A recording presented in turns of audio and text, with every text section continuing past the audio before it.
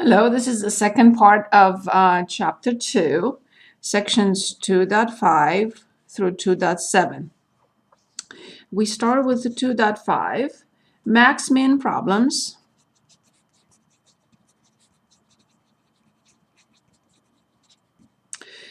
Business and economics applications.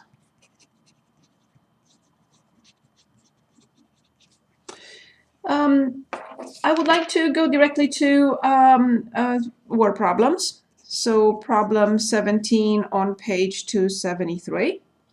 Maximizing volume from a 50 centimeter by 50 centimeter sheet of aluminum. So a square 50 by 50. Square corners are cut out. Square corners are cut out.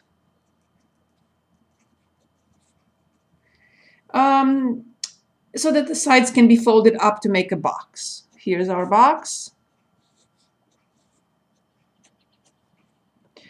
Obviously, this will be 50 minus 2x, and this will be 50 minus 2x, and this will be x.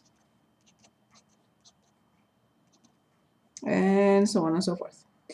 What dimensions will yield the box of maximum volume? That's our first question.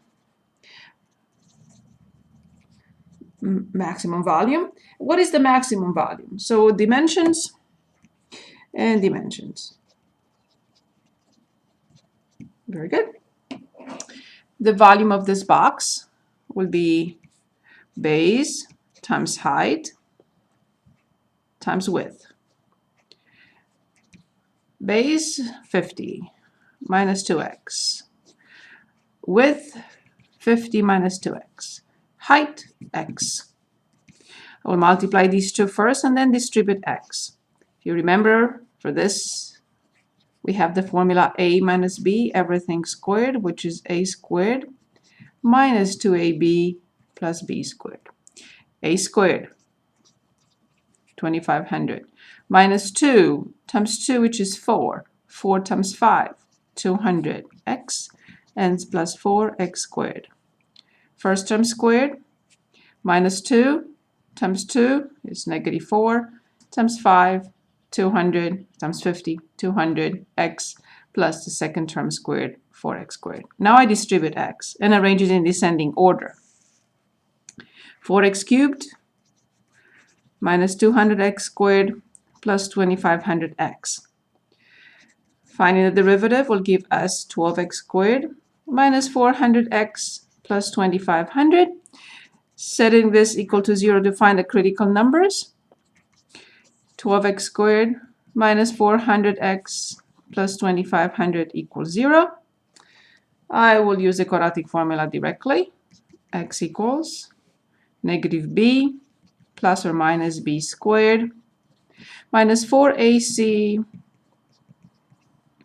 divided by 2a. In the graphing calculator, I clear everything. So I have actually I don't need that. So I have parentheses 400 plus the square root of 400 squared minus 4 times 12 times 2500, close the parenthesis for the top and the parenthesis for the absolute value, for the square root, forgive me, divided by 24. So x equals 25, and the second option with minus, with second and entry will copy, will recall what I just had before, and this is x equals 8.33. They're both in centimeters. Okay, I have to go back and look. Is it possible for x to be 25? Absolutely not. There will be absolutely no box. So I'll go back and I'll say absolutely not possible. Not possible. Now, 8.33, it's not enough that I claim that this will give us a maximum volume. So one dimension is x equals 833. So in order to show the dimensions of the box, because that's one of the questions that I have to answer, of course, I will go back to the box, 50 minus 2 times 8.33. So 50 minus 2 times 8.33. So 33.34 by 33.34 by 8.33. However, I have not shown or proved that this is indeed going to give us a maximum. And we have not found the maximum yet. I'm looking at the first derivative. It's a quadratic function with a positive slope. If I were to graph this function, it will be looking like this. And one solution will definitely be 25. And the other solution will definitely be 833. So as you see, the function before x is 833, it's positive. And after it's 833, it's negative. Well, this is a typical situation for a maximum. I showed that 8.33 gives a maximum volume. Now I have to find the volume of 8.33 to state the maximum volume. So I just go back to the function and I plug it in. Here's how I would like to plug it in because it's the easiest. So 50 minus which I already have. Actually, I have determined that 33.34 squared, of course, and multiplied by 8.33. So this is 9259.3 cubic centimeters, and this gives us the maximum volume. The next problem I would like to look at, okay, so this is my page 2, is on page 274, and that is problem 29. Maximizing profit. We are given a price per suit, which is 150 minus 0.5x. The total cost function is given 4,000 plus 0.25x squared. Find the total revenue. That's our first question. The revenue of a function of this situation is, like any revenue, is number of items multiplied by price. This is the price, and number of items is x. So this is x, 150 minus 0.5x, in descending order, negative 0.5x squared plus 150x. And this is the revenue. Part B, we're asked to find the profit. Profit is always revenue minus cost. Revenue, a negative 0.5x squared plus 150x minus the cost, minus both terms, of course. I have to distribute negative 1. In descending order, negative 0.75x squared plus 150x minus 4,000. So I have the revenue and I have the profit function, profit. Let's see what they're asking us to find in part C. How many suits must the company produce and sell in order to maximize profit? To maximize profit, first of all, I have to find its derivative, the rate of change of this function. When I differentiate the profit, I get negative 1.5x plus 150. And I'm looking for the critical numbers that may turn into max min. So negative 1.5x plus 150 equals 0. X equals 150 over 1.5. So x equals 100 units. For a maximum profit, that's not good enough. I have to show why this quantity indeed gives the maximum profit. I'm looking at the derivative function. It's a linear function with a negative slope. It looks like this. It comes from positive and goes negative. So positive and negative. This is indeed a maximum. No doubt about it, because the sequence of signs of the derivative is a characteristic for a maximum. What is the maximum profit? Okay, in part D, we're asked to find the maximum profit. So P of 100, that will be, I'm going to put it direct in the graphing calculator, negative 0.75 multiplied by 100 squared plus 150 multiplied by 100 and minus 4,000. And I got that the maximum profit is $3,500. What price per suit must be charged in order to maximize profit? So in part D, I'm sorry. In part E, we are given the price function. So all I have to do is just put the number of units. 150 minus 0.5 times 100.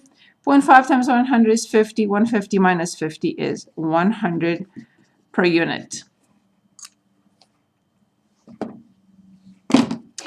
And this brings me to page 3.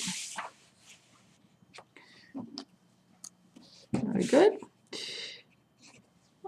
Problem 31 on page 274. Maximizing revenue.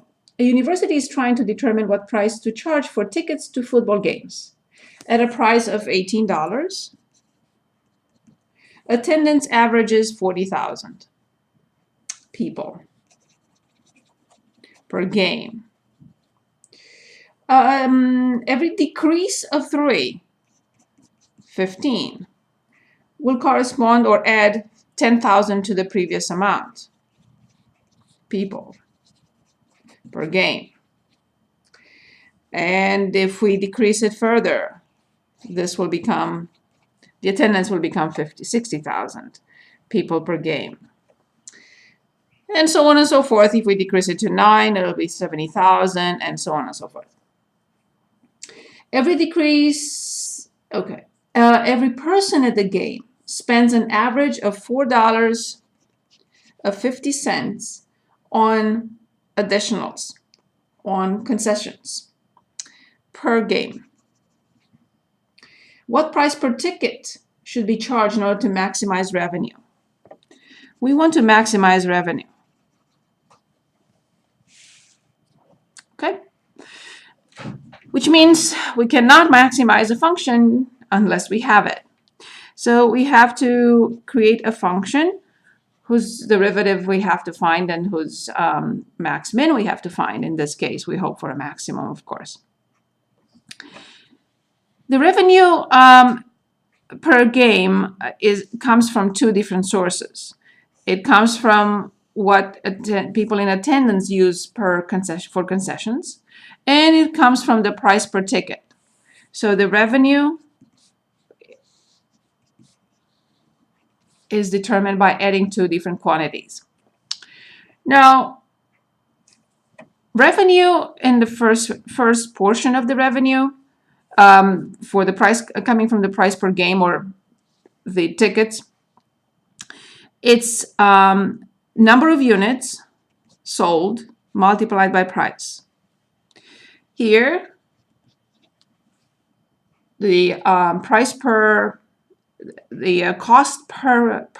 attendant multiplied by the number of units. Now let's see how we create this function. Now, number of units is obviously number of people, and price is the price per ticket. And we know that every time from the price per ticket is 18 minus 3x, then the number of units becomes 40,000 plus 10,000 times x. So let's see if we get, first of all, let's check our setup here. If x is 0, I have 18 corresponding to 40,000. If x is 1, I decrease the price from 18 to 15 by one time. I get 18 minus 3, which is 15, and x is 1. 40 plus 10,000 is 50,000, One more, check. If I have x equals 2, 3 times 2 is 16, 18 minus 3 times 2 is 6, 18 minus 6 is 12, and 10,000 times 2 is 20,000 plus 40,000 is 60,000. So obviously this is the correct setup. Now the number of units here must be the same with the number of units, 40,000 plus 10,000x. Here is our function. Finally, R of x, revenue, is 18. I'm going to put 18 minus 3x first. It doesn't really matter. I'm going to distribute anyway. 40,000 plus 10,000x plus 4.5 multiplied by 40,000 plus 10,000x. I distribute, combine like terms, turn it into a polynomial function so I can easily differentiate. Okay, I'm going to use my calculator. What do I have? I have 72,000 and then plus 18 and 4 zeros, x minus 12 and 4 zeros, x minus 3 and 4 zeros, x squared plus I have 18 and 4 zeros and plus 4, 5, 1, 2, 3, 4, x. Okay, in descending order, negative 30,000 x squared. So this is accounted for. 180,000 and 120,000. It's 60,000. 60,000 plus 45,000 is 105,000 x. And these are accounted for. And now just this. I think I'm correct. 3 zeros. So 25, 2, 0, 0, 0. So this is our revenue function. Now I'm ready to find its derivative. So my page 4. So r prime of x equals negative 60,000x plus 105,000. I set the revenue equal to 0. I get x equals 105,000 divided by 60,000. And I'll try to simplify or just divide. What do I get? 1.75. So x equals 1.75. Now we are asked to determine the price. What price per ticket should be charged in order to maximize revenue? So this is not the price. The price is 18 minus 3x. So the price per ticket is 18 minus 3 times 1.75. 18 minus 3 times 1.75, and I got 12.75 per ticket in order to maximize the revenue. However, I did not prove that this is indeed the situation. 1.75 revenue 0 and revenue, the first derivative and then the revenue. So x, I'm looking at the derivative. Yes. So positive and negative, and now I know for sure that this gives a maximum. So that was the first part of the question. How many people will attend at that price? So we determine the price, and now they want us to determine how many people will attend when x is 1.75 in here. So number of people or attendance will be 40,000 plus 10,000 multiplied by 1.75. What do we get?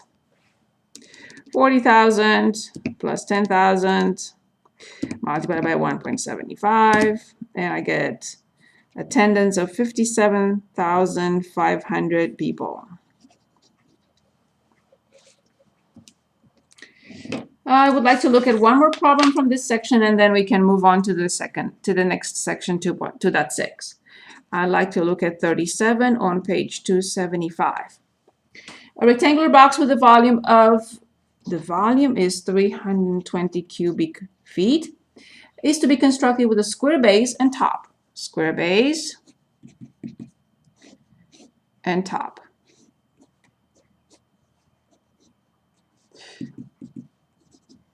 Okay. The cost per square foot for the bottom. The cost per square foot for the bottom is 15 cents per square foot. The price for the top. For the top is 0.1 per square foot. And for the sides, cheaper, 0.025 per square foot. What dimensions will minimize the cost? So we want to minimize cost. So first of all, let's create a function that we will minimize. So the cost function will be, for the bottom, area of the base times the cost per square foot, plus for the top, area of the top times the cost per square foot, plus there are four sides identical, x times h, base times height, that's the area, multiplied by 0.025 per square foot. However, as you see, I have two variables in this function. I have to get rid of one of them. And going back to the given information about the volume is the area of the base times the height, x squared times h, and this is given to be 320. From here, I will solve this equation for h, 320 divided by x squared. Now I will rewrite the cost function, which initially was a cost of two variables. Now it's going to be a function of one variable. This is my page 5. And this is t of x now. 0.15 x squared plus 0.1 x squared, and now plus 4 times x multiplied by 320 over x squared times 0.025. I can add these two into 0.25 x squared.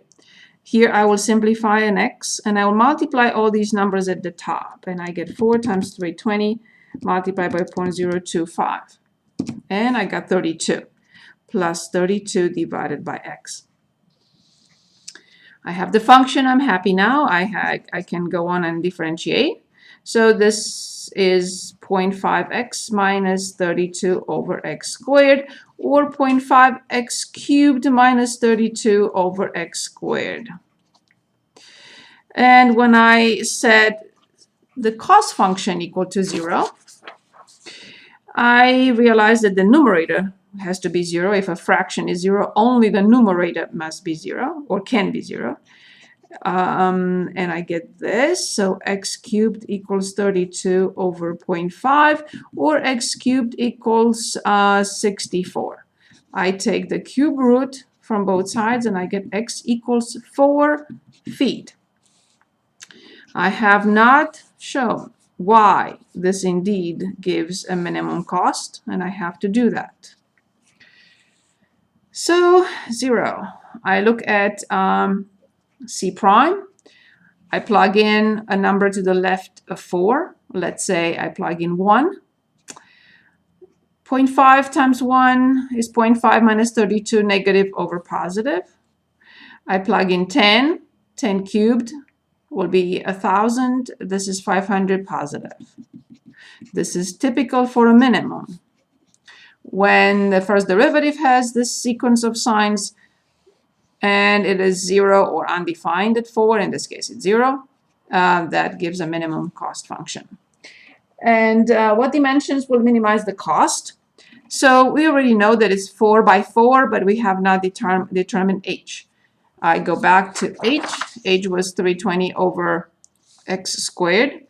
So 320 over 16, so h equals 20 feet. Now I can state that the dimensions will be 4 by 4 by 20. And the dimensions are in feet, of course.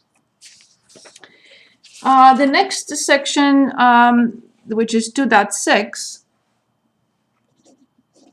marginals and differentials.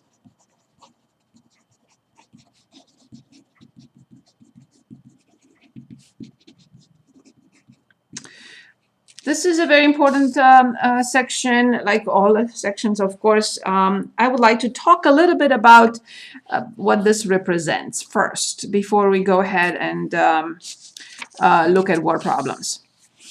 And I would like you to pay attention to the following graph. I have a function, and the function is this. I create or pick 2 points.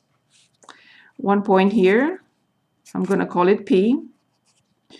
And the coordinates of P are obviously x and f of x. And I'm going to pick another point, which is this point. I'm going to call it Q. And I am going to say that this distance, although huge in my graph, is very tiny. It's a tiny difference, which I would call either delta x or dx. So this will be obviously x plus this little bit, or x plus this little bit, which are the same. These two are the same. It's a difference in x, and I'm going to say P and Q are very close to each other. However, if I showed Q extremely close to P in my graph, I will not be able to show anything or make anyone understand what I'm trying to do. So this is f of x plus delta x. Of course, the same thing with f of x plus dx. They're both the same, and because dx and delta x are the same. One more time, what is dx? And what is dx or delta x? Minor change in x. Obviously, there are two situations here. One situation is this difference. This is called delta x, or denoted by delta x, and it is the exact difference. So one more time. Delta y is the exact difference in the function value. Function values created by a minor change in x. What is the minor change in x? Delta x or dx? What will the exact difference equal to? We will equal f of x plus delta x, subtract minus f of x. That will be this distance. So then delta y is f of x plus delta x minus f of x, the exact difference. However, there is another situation that we will have to look at. Here it is. And this is the tangent line to the graph of f at P. So this is the tangent. What is the slope of this line? The slope of this line is f prime of x. It's the tangent at P. It's f prime at the x for P. However, we can create a right triangle here in which this portion is nothing else but f of x, f prime of x, or the slope of the tangent line at P. This is known to be delta x or dx. So here is, I'm taking that triangle out of there for a moment. So this is f prime of x. This is dx or delta x. The question is, what is this? Now, we do know that the rise over run must equal the slope of this line. So this is the slope of this line. So m or f prime of x must equal rise over run. So the rise is a question, that's what we're trying to determine, and divided by dx. But I know from the Leibniz notation that f prime of x equals what? Equals dy over dx, which we've known for more than a week. So therefore, this quantity is nothing else but dy. What does dy represent? Dy is the differential in y. The differential. So you cross multiply. Dy equals f prime of x dx. What does the differential in y mean? The differential in y is determined not by subtracting the exact values of y, but using the derivative of that function. So let me write this down. Dy is obtained using the tangent line at P. In other words, the derivative of y or f of x at P. So it's not the exact difference, but it's an approximation. In my graph, as I mentioned, these two should be very close to each other. Therefore, these two will be very close to each other. Of course, since I used such a big delta x, it appears that these two, delta y and dy, are not approximately equal. Well, they are, because remember, these two have to be extremely close, one next to the other. So then, therefore, we will say, and we will prove with examples, that the exact difference in the y values is very close to the differential, to the difference determined using the derivative. So these two values will always be close, as long as delta x or dx are small numbers, of course. Now, when I replace delta x by f of x plus dx minus f of x, which we had a minute ago right here, and I replace dy by what it equals to, the differential of y is f prime of x dx, I will move this term to the other side, and I get that f of x plus dx is approximately f of x plus f prime of x dx. Now, in many of our examples, dx will be 1. If dx is 1, then all I have to do is just replace dx by 1. So this will be f of x plus 1, approximately f of x equal to f of x plus f prime of x. Now, in our examples as well, dy is nothing else but the marginal cost or profit or revenue, and so on and so forth. I think we can go ahead now and apply this knowledge in a few examples. So problem 7 on page 285. Marginal profit. Computing finds that its weekly profit in dollars from the production and sale of X laptop computers, fine, is P of X. That's their profit. 0.004x cubed, 0.3x squared, 600x minus 800. Currently, they build and sell 9 laptops. What is the current weekly profit? So I have to find P of 9. I'll put it in the calculator. A negative 0.004 multiplied by 9 to the third power minus 0.3 multiplied by 81 plus 600 multiplied by 9 and minus 800. So I got that their profit is $4,572.784 per week.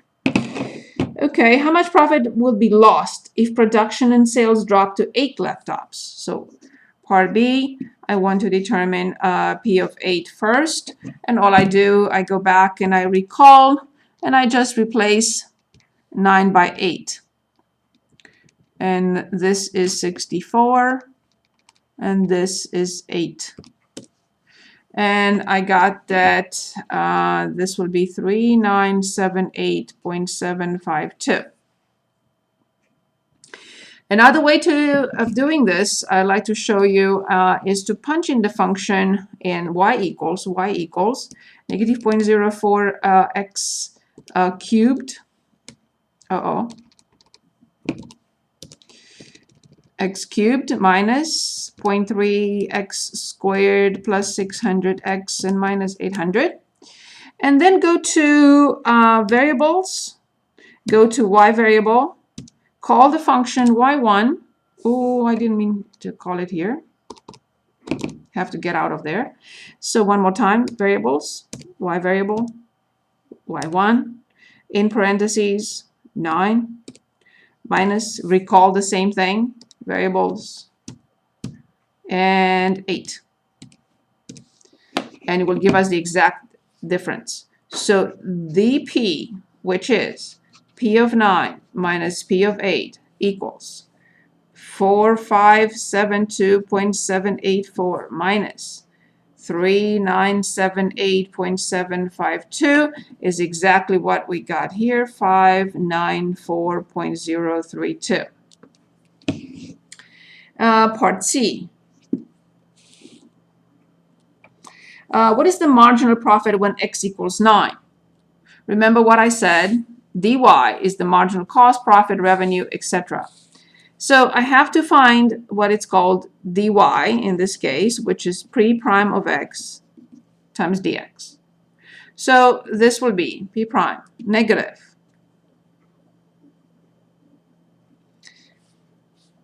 0.012 x squared minus 0.6x plus 600 multiplied by dx. Well, in our case, dx is 1, the difference in x. So in our function now, this is 8 and this is 9. So dx is 1. And I have to evaluate, because we're asked to find what is the marginal profit when x is 9. So I have to find dy when x is 9, or dp when x is 9, if you want to, if that's better notation for this. So a negative 0.012 times 81 minus 0.6 times 9 plus 600. Negative 0.012 multiplied by 81 minus 0.6 times 9 and plus 600. I got 693.628. So the marginal profit, that's my page 8, marginal profit is dp or dy, and this is 593.628. Use the answers from part C, A through C, to estimate the profit resulting from the production and sale of 10 laptops. So x equals 10. Okay? So for x equals 10, I'm asked to find 9 plus 1. So this is p of 10, this is x, and this is dx. So the formula one more time, let me write it one more time, s plus dx, approximately p of x plus p prime of x dx. In our example, when we're trying to, in our problem, when we're trying to determine the profit at 10, it says one more time, use the answers to estimate the profit resulting from the production and sale of 10 laptops per week. This is then 9, this is 1, this is 9, this is 9, and this is 1. We are using what we have already. That's what they're trying us to do, make us do. So I have P of 9. Where is it? It's right here. 4572.784 plus. I have P prime of 9. This is it. 593.628. And the x is 1. When I add these two, so plus 4572.784, here's what I get. 5166.512. And this is the profit. Estimated profit resulting from the production and sale of 10 laptops per week. I'd like to look at problem 19 on page 286. The average cost for a company to produce X units of a product is given by the function A of X equals 13X plus 1,000 divided by X. And I will simplify this into 13x over x, which is 13, plus 1,000 over x, which I cannot further simplify. Oh, I'm sorry, it's just 100. It's not 1,000. Very good. So it says use a prime, so I have to find a prime of x. This is 0, and this is negative 100 divided by x squared.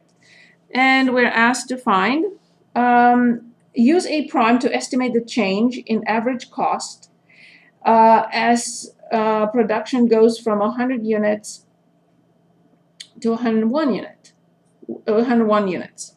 So from 100 to 101 units. So the average cost as production goes. So estimate the change in average cost. So that would be a prime of 100, negative 100 over 100 squared equals negative 1 over 100, or negative 0.01. Okay, problem 29 on page 287. We are given a function which is f of x, x plus x squared. I'll find f prime right away. And we are told that x equals 3, and we are told that delta x is 0.04. Very good. We're asked to find delta y, which we know is f of x plus dx minus f of x, which in this case will be f of, and this is also dx, f of 3 plus, so 3.04 minus f of 3. And I'd like to use the graphing calculator for this. And in y equals, put this new function in, which is x plus x squared. And go to variables, call the function, evaluate it at, in parentheses, 3.04, and subtract, same thing, at 3. And this is the exact difference. 0.2816. Now they want us to determine dy. So dy is f prime of x dx. And that will be f prime of x will be 1 plus 3 times 2, 6. So it's 7 multiplied by 0.04, which is 0.28, as you see. And as expected, for such a minor change in x of a little bit of 0.04. In other words, I expect delta y and dy to be very close to each other, approximately equal. I'd like to look at 2 more problems here before we move on to the last section. So this is my page 9. And they are 37, on 287, and I'd like to look at 57 in a minute. So the square root of 102. Remember, anything can be approximated knowing f of x plus f prime of x dx. So what I have to identify here is what is the function. Oh, that's no problem. It must be the square root of x with its derivative 1 over 2 the square root of x. Well, what is x? And what is the x? Well, of course, x will be 100, and delta x or dx will be a little bit, which is 2. All I have to do now is punch in these numbers. So the square root of 102 is approximately f of x. This is f of x, and this is x, which is 100, the square root of 100, plus 1 divided by 2, the square root of 100, and multiplied by 2. When I perform the calculations, I have 10 plus 1 over 20 times 2, and I'll simplify. So 10 plus 1 over 10, which is 10.1.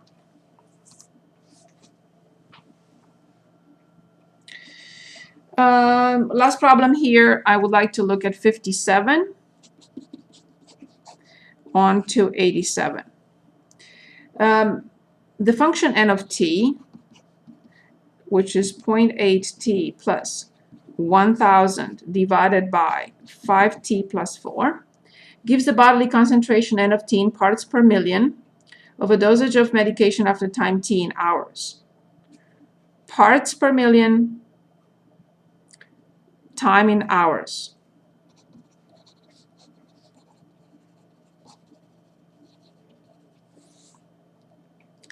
Use differentials to determine whether the concentration changes more from 1 through to 1.1 or more from 2.8 to 2.9 hours. Okay, very good. First, we have to find n prime of t. Top function prime, 0.8 multiplied by 5t plus 4 minus the top function multiplied by the denominator prime over the denominator squared. I'll simplify as much as I can on page 10. So n prime of t will be 4t minus 3, plus 3.2 minus 4t minus 5,000 divided by 5t plus 4 squared.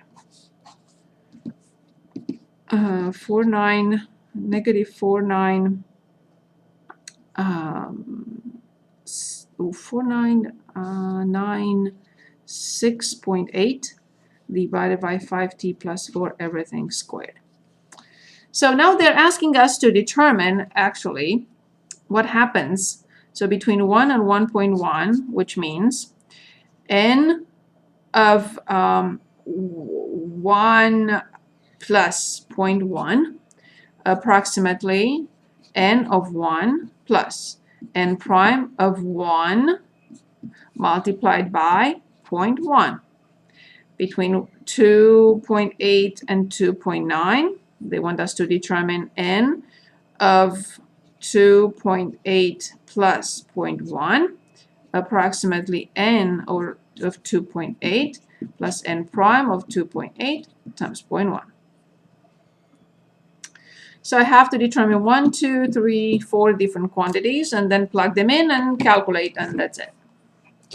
So I go back to y equals, I put in the function, which is in parentheses 0.8t plus 1000 in parentheses, and divide in parentheses by 5t plus 4.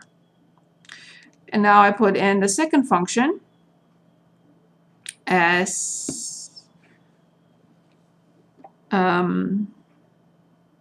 negative 4996.8 divided by, in parentheses, 5x plus 4 everything squared. And then I go back to second and quit, get out of there, variables. Okay, I want, I did not need any differences, so there is no need to do that. So go to second and table. And I want 1. I want 2.8. Oh, nice. So the first one, n of 1.1 is approximately 111.2 minus 61.6888 times 0.1, and point of 2.9 is 55.68 minus 15.422 times 0.1. Very good. So 111.2 minus 61.6888 multiplied by 0.1. This is 105.03. 55.68 minus 15.4222 times 0.1. And this is 54.13 roughly. And I would say definitely. The question was whether the concentration changes more. Yes. Concentration changes more between 1.1 and 1.1 hours. The first hour and a little bit changes much more than it changes between 2.8 hours and 2.9 hours. And this brings us to the last section of this chapter, which is section 2.7, implicit differentiation.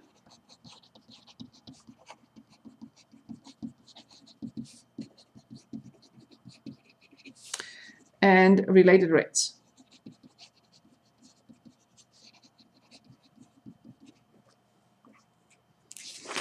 Okay, I'm hoping you managed to read the section so far. Here is the first question that I would like to look at, or problem. I would like to look at problem 9 on page 292. And we have an equation, x cubed minus x squared y squared equals -9. And we are asked to do a few things. Differentiate implicitly to find dy over dx. If I'm asked to find dy over dx, it means that y is a function of x. So it has to be treated as a function of x. Then find the slope of the curve at the given point. Okay. So differentiating implicitly means I have to differentiate the left-hand side and I have to differentiate the right-hand side. X is just the plain x, so it's 3x squared. But this is a product of two functions. I differentiate using the product rule. First function prime, 2x times y squared. Minus, because I have a minus in front, I have to distribute. Now I differentiate a function to the second power. 2 times the function to power 2 minus 1 times the inner function prime, which is dy over dx. The right-hand side prime is 0. So what I am after is this, dy over dx. So what I'm going to do, I'm going to take all this term to the other side. So that's my page 11.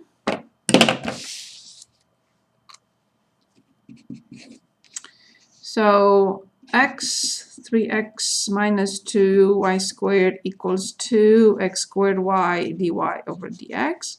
Therefore, when I solve for dy over dx is this over this.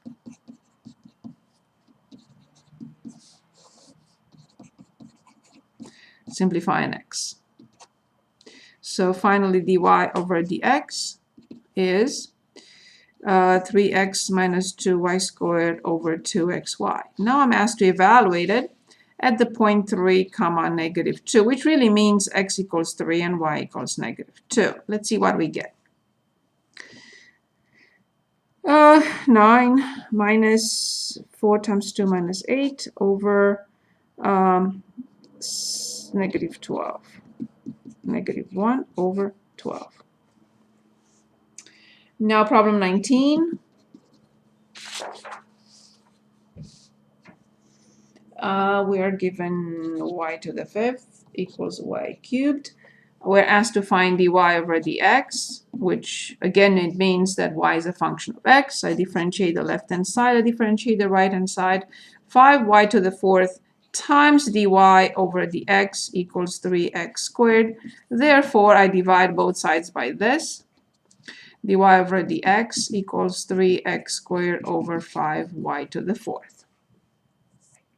Now problem 27 on the same page, 292. Xp divided by x plus p equals 2. Find dp over dx. First, we can cross multiply, and I get xp equals 2x plus 2p. And then I can differentiate, keeping in mind that p is a function of x. This is the product rule. The first function prime is 1 times the second one plus x times the second function prime dp over dx. This is 2 plus 2 dp over dx. This term has to join the other one on the right-hand side, and this term free of dp over dx has to go to the left. So p minus 2 equals negative x plus 2. I also factor out. And from here, I have that dy over dx is this over this. P minus 2 over negative x plus 2. I'd like to look at 3 more problems here. So dy over dx, p minus 2 over negative x plus 2. This is my page 12. Okay, I'd like to look at 31. And we are given on page 292. These two variables a and b are related, meaning their change happens at the same time, and they're both function of time. And we're given the equation a cubed plus b cubed equals 9. What is the rate of change dA over dt at the moment when a equals 2 and dB over dt is given to be 3? So we have to differentiate implicitly. Now both these a and b are functions of time, so I have to be very careful how I differentiate. 3a squared times dA over dt plus 3b squared dB over dt, and the derivative of 9 is 0. I'm after this quantity, so I will simplify, dividing both sides by 3. And I will find this, moving this term to the other side. So I have a squared dA over dt equals negative b squared dB over dt. And from here I have that dA over dt is negative b squared over a squared dB over dt. Now they're asking us to evaluate this when a is 2 and dB over dt is 3. Well, I am missing b. No problem there, because if I go back to the equation, which equation? This equation, the original equation, and I replace a by 2, this will be 8. 8 plus what is 9, so b must be 1. So now dA over dt will equal 1 divided by 2 squared, which is 4, multiplied by 3. So this is negative 3/4. Problem 35 on the same page, 292. R of x equals 2x, C of x equals 0.01 x squared plus 0.6x and plus 30. And they said when x is 20, and dx over dt equals 8 units per day. Let's see what they want us to do. Find the rates of change of total revenue, cost, and profit with respect to time. Assume that R and X are in dollars. Okay. So first of all, I will like to find the profit function. So we have it, R of X minus C of X, which will be 2x minus 0.01 x squared minus 0.6x and minus 30. So negative 0.01 x squared and plus 1.4x and minus 30. This is the profit function. Revenue minus cost. I'm checking. Yeah, appears to be fine. So then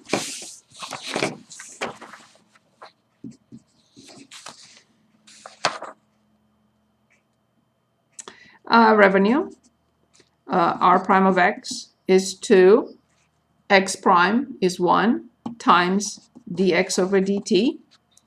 Dx over dt is given to be 8, so this will eventually be $16 per day.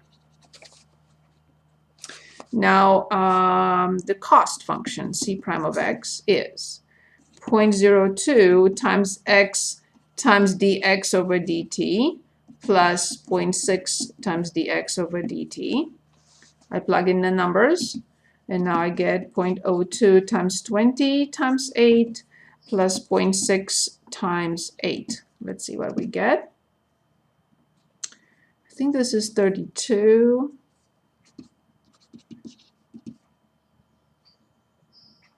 36.8. 2. Am I correct? 20. So 0.02 times x times dx, which is 8. X is 20. And 0.6 times 8. 0.02 multiplied by 20 multiplied by 8. And plus 0.6 multiplied by 8. Oh, I got, sorry, $8 per day. And finally, the profit, negative 0.02 x times dx over dt plus 1.4 dx over dt. Oops. So this is negative 0.02 times 20 times 8 plus 1.4 times 8. Negative 0.02 multiplied by 20 multiplied by 8 plus 1.4 multiplied by 8. And I got, again, the same thing, $8 per day. Last problem that I would like to look at here, problem 39 on page 293. The rate of change of the Arctic ice cap in a trend that scientists attribute, at least in part, to global warming. The floating cap of sea ice on the Arctic Ocean has been shrinking since 1950. The ice cap always shrinks in the summer and grows in the winter. Average minimum size of the ice cap in square can be approximated. So the average minimum size, the size, is a pi r squared. And the radius of the ice cap is 808 miles. And at a rate of, so dr over dt is 4.3 miles per year. We're asked how fast was the area changing at that time? So of course we have to find dA over dt, which will be pi times 2 times r times dr over dt, because r is a function of time. And all we have to do now is evaluate it for 808 miles. And dr over dt, 4.3 miles per year. So pi times 2 times 808 times 4.3. Let's see what we get. So pi multiplied by 2 multiplied by 808 multiplied by 4.3, and I get 21830.3. And this measurement unit is area over time. So this is in square miles per year. Thank you.